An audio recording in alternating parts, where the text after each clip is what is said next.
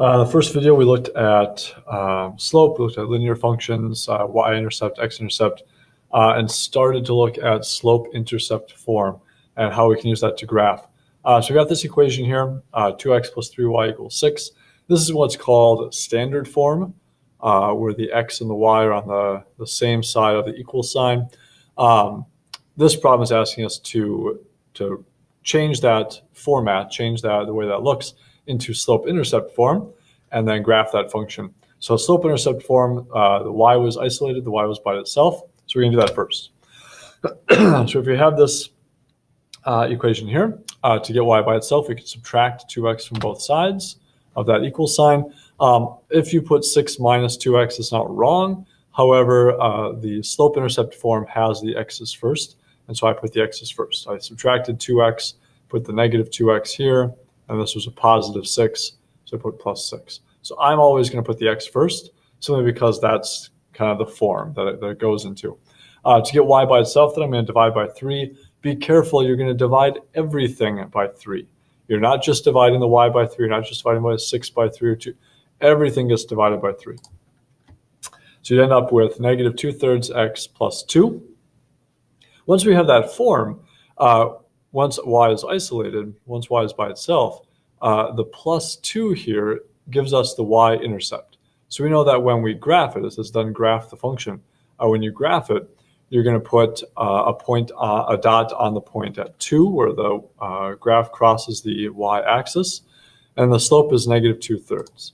So this is how it would look. This y-intercept at 2, so you'd put a dot right here at 2, right on the y-axis, dot right there. And if the slope is negative 2/3, you're going to start at that point, because we know that point is on the graph. And then we're going to follow the slope. Slope was rise over run. It was vertical change over horizontal change. And since it was a negative slope, it's going to be going down from left to right. So I go down 2, 1, 2, and over 3, 1, 2, 3. And I can make another dot. And you can keep that pattern going. You can go down 2 and over 1, 2, 3, and make another dot. And we keep on going. And so the slope of that line just keeps on going, and we can keep plotting those points. Parallel and perpendicular lines. Lines that are parallel have the same slope. So if you think about parallel lines, I'm going to use these L's here as an example. These L's appear to be parallel, so the lines are going in the same direction. They never intersect. And so in our Euclidean geometry, which is the geometry you all know and love, parallel lines will never intersect.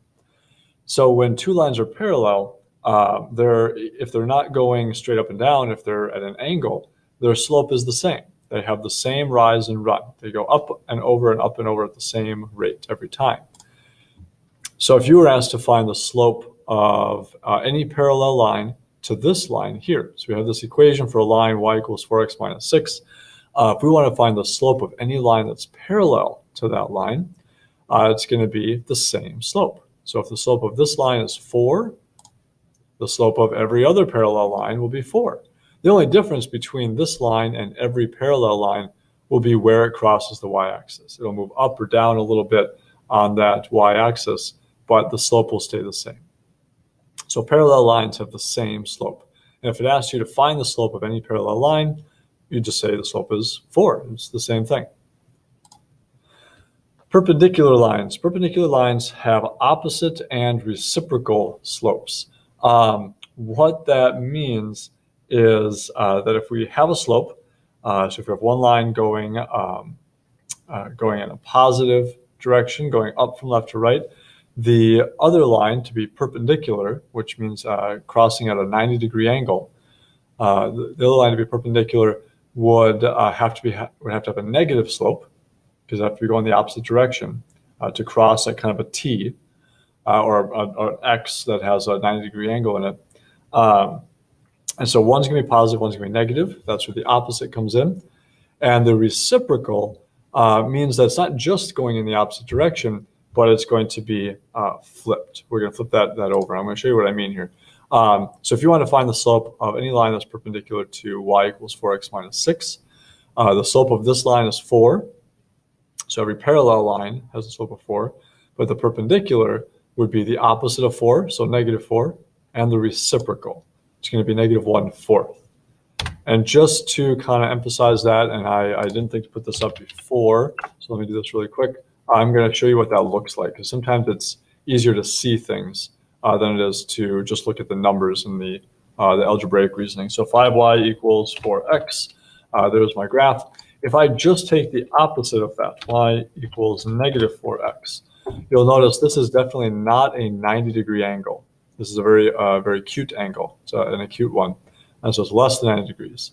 However, if I do y equals negative 1/4 x, the red line and the green line are definitely at a 90-degree angle. They're at a nice square angle, and we see that perpendicular.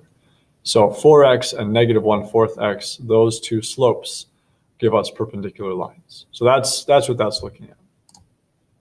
Okay, moving on. That's parallel and perpendicular. Same slope for parallel, opposite, and reciprocal for perpendicular. Point slope form. So this is the same equation, same theory. We have a slope, we've got a y-intercept. However, we're not always given the slope. We're not always given the y-intercept. Sometimes we have to find some of this information. And so point slope form is a different way of writing the same equation. And this formula is going to come in very handy when we're given less and less and less information. So let's say we're given this information here. The slope and 1 point on the line are given. So we know what the slope of the line is. We know 1 point, but it's not the y-intercept. So we can't just plug in the information. We can't just say y equals negative 2x plus something, because we don't know what the y-intercept is. We just know that there's 1 point on the line, negative 2,4. And we have to write the equation in slope-intercept form. So we do need to get it into slope-intercept form eventually, but we don't know the y-intercept. We only know the slope. This is where point slope form comes in, hence the name point slope. We have a point and we have the slope. So we can plug that information into this form here. The x and the y, the ones without numbers by, and the x and the y here represent every point on the line. Just like in our point slope form, y equals mx plus b, the y and the x and the y represent every point on the line.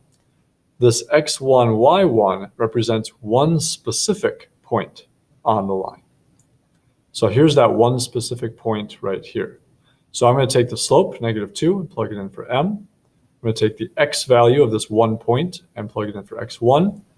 And I'm going to plug in this 4, this y value of this 1 point for y1. Once you have the information plugged in, now it's just a matter of solving. We want to get y by itself. So once you have that information in the formula, you've done really the mathematical part of it. Now we just need to do some arithmetic, and we just need to distribute and get y by itself.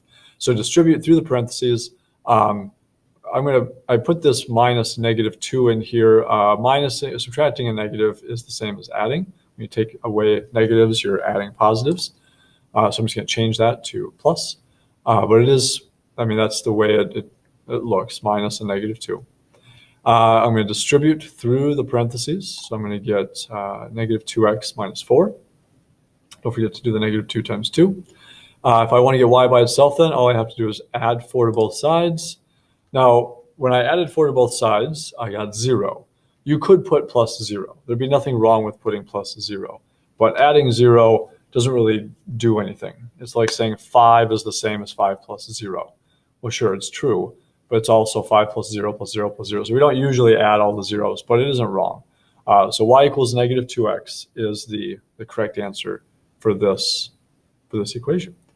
So y equals negative 2x, that's y-intercept form, slope-intercept form for this line. And that's how you use point slope form. Standard form. So standard form, again, I mentioned it earlier, the x and the y are on the same side of the equal sign. Depending on the type of problem you're doing, this is better. It all depends on the type of problem. So we have different ways of writing it depending on what we're being asked to do. So right now we're just concentrating on how to get to that form, and then we'll look at how to use it later on. All right, so here's a problem.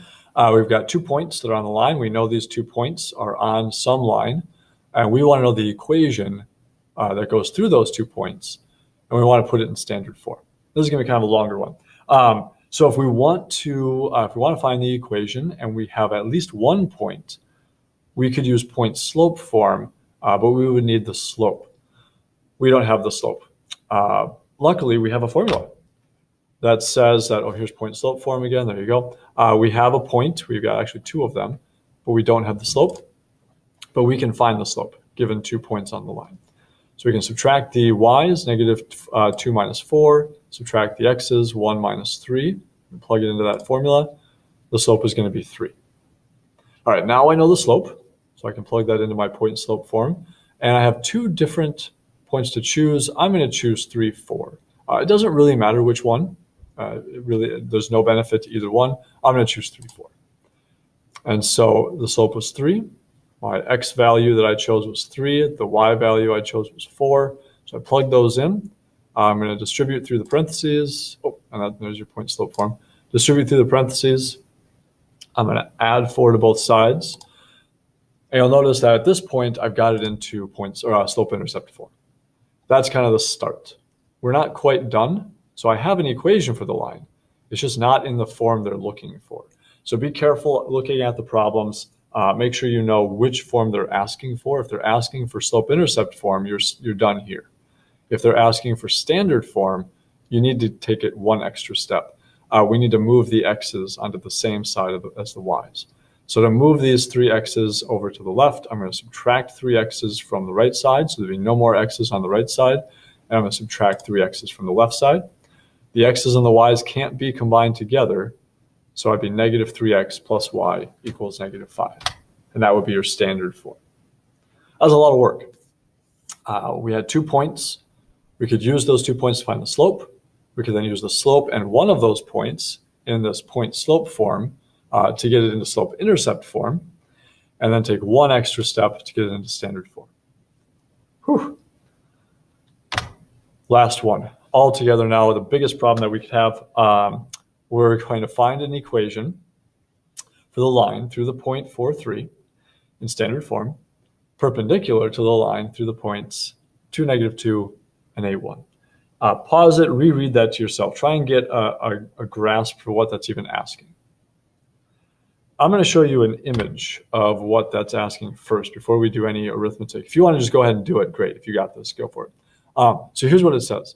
We've got this point 4, 3, and we know that there's 2 other points, and we want a line that's perpendicular to this point that goes through that line.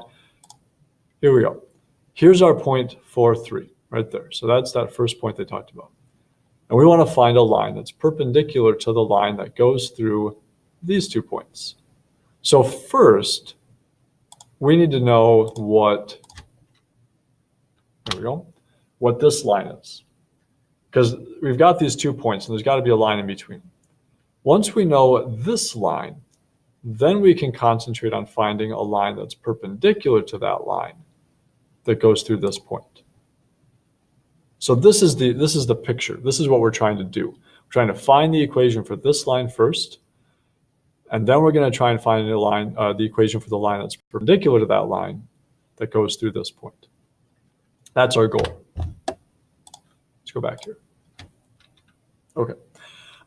So first I need to concentrate on this line down here, the line that goes through these 2 points, 2, negative 2, and A1. So again, I'm going to find the slope. I'm going to subtract those y's in the numerator, subtract the x's in the denominator, vertical change over horizontal change. I get a slope of 1/2. Now I don't want to find the equation for this line. I really don't care about this line too much. All I need to know is that if I want to find a line perpendicular to that line, it has to have a slope that's opposite and reciprocal. I know the slope for this line, this line down here, that green line in the picture I showed earlier. So the opposite and reciprocal slope, the perpendicular slope, would be negative 2. So the purple line that I showed earlier would have a slope of negative 2. It would be perpendicular to the green line that went through these 2 points. So now I know the slope of the line that's perpendicular to the line that goes through these 2 points, which means I'm close. I'm close to being done. I know the slope, and I know at least one point on that purple line. So I can use this point slope form.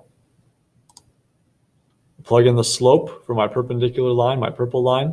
I plug in the point for my perpendicular line, a point that's on that line anyways. I can distribute through the parentheses. I can add 3 to both sides. I now have it in slope-intercept form, which would be great for graphing, but I'm being asked to put it in standard form. So I'm going to bring these 2 x's to the left side, add 2x to both sides, and I'm done. So the equation for the line through the point 4, 3, that's perpendicular to the line through the points 2, -2, and 8, 1 looks like this in standard form. There you go. Hopefully I didn't lose you too quickly. If I did, put it in like half speed or something on YouTube and try and work through those problems. Email me if you have questions, and I'll try and help you.